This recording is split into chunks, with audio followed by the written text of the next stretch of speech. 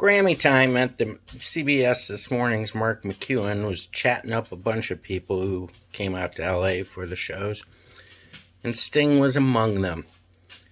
His interview was shown over 2 days on February 22nd and 23rd, 1988, 35 years ago, and he talked about needing another Grammy to even out his mantle. He said he only had 7.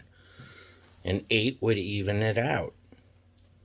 Actually, having 7 makes the one in the middle be the fulcrum, and then you got 3 on either side. So I think 7 was enough, Sting. 9 days from today, on Wednesday, March 2nd, the Grammy Awards ceremony will take place, and between now and then, we're going to be giving you a look at some of the top nominees. And joining us live again in Los Angeles right now is Mark McEwen with the Skinny on Sting. The Skinny on Sting. Let me tell you, this gentleman used to be the lead singer of a band that sold over 40 million albums, a band, of course, being the Police. Since he's gone solo, he's had 2 very, very good albums. Dreams of the Blue Turtle, that's a great, great album. And also Nothing Like the Sun, which is a cornerstone of his concert right now. The gentleman we're talking about is a fabulous singer, very important person in rock and roll today. Let's take a look at Sting. Sting's efforts of more than a year ago on Bring On the Night have brought yet another Grammy nomination this year. It's very exciting. It's a great honor to be nominated for a Grammy. I have 7. Now, they're on my mantelpiece, and it's kind of, I need another one to balance them out. So I wouldn't say no. I wouldn't be ungrateful to get one. Sting's latest album, Nothing Like the Sun, is dedicated to his mother, who died while it was in production. She encouraged me to sing and to play and to learn how to read music and do it properly. In her last year, when she was very ill, she was helping out again. You know, she really gave me a sense of courage in the face of death. The other influences in Sting's life are not the typical rock star heroes. Sting's heroes are authors. I find most of my inspiration comes from books. I read a lot, you know. I spend a lot of time on the road in airplanes, and so I read books.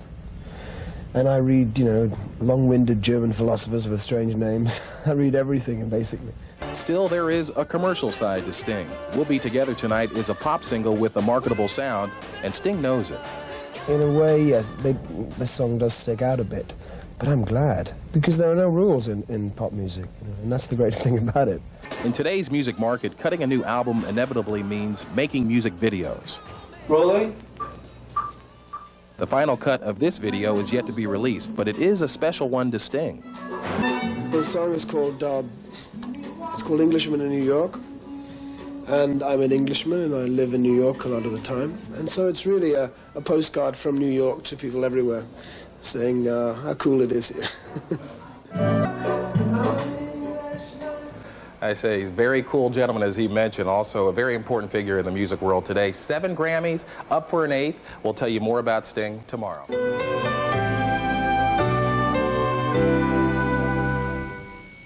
Grammy Awards are set for next week, and we are taking a look at some of the outstanding nominees. Today, more about Sting. Yes. Hi, Mark. Good morning to you, Harry. You know, in part 2 of our interview with Sting, we find out a couple of things. One, he is very busy, but we find out that even with the world tour about to open, Sting still finds time for a cause. Right before embarking on a world tour that will last until December, Sting joined forces in the studio with Ziggy Marley, the son of reggae legend Bob Marley. I think our music is a good way of transmitting information sometimes, you know, and talking about issues. It's not to say music shouldn't be fun and you can dance, you know, but I think occasionally you can talk about things that are serious and people will listen to you. And so we have an almost responsibility to say what we feel. Sting's music often expands into politics. The worldview is important to Sting. His ballad, Russians, asks the question, do the Russians love their children too? It was a rhetorical question designed to make people ask that question themselves, you know. Are they these grey monsters who, you know, are turned out on the assembly line, then there's no love in their society? It's absolute rubbish. Of course there's love in their society. They produce too many children not to love them, you know.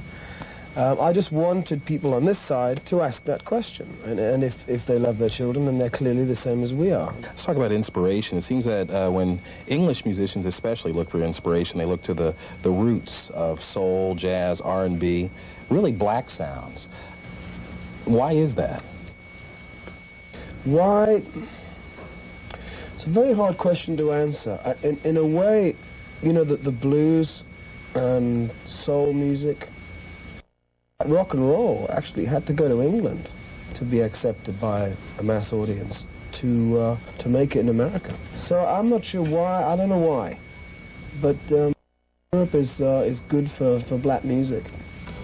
Obviously, I've been influenced by black music since I was a kid. I didn't really think I'd ever be famous. I was too old to be at school anymore, so I thought I'd be a teacher. I was qualified to teach. Became a teacher. Then I thought, well, this is it. I can see myself now in 10, 20 years. I see exactly what I'll be like.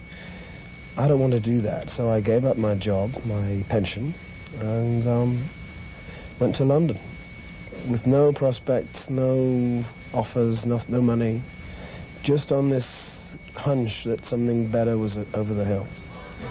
I was lucky there was. I think a lot of people make this journey and it's not.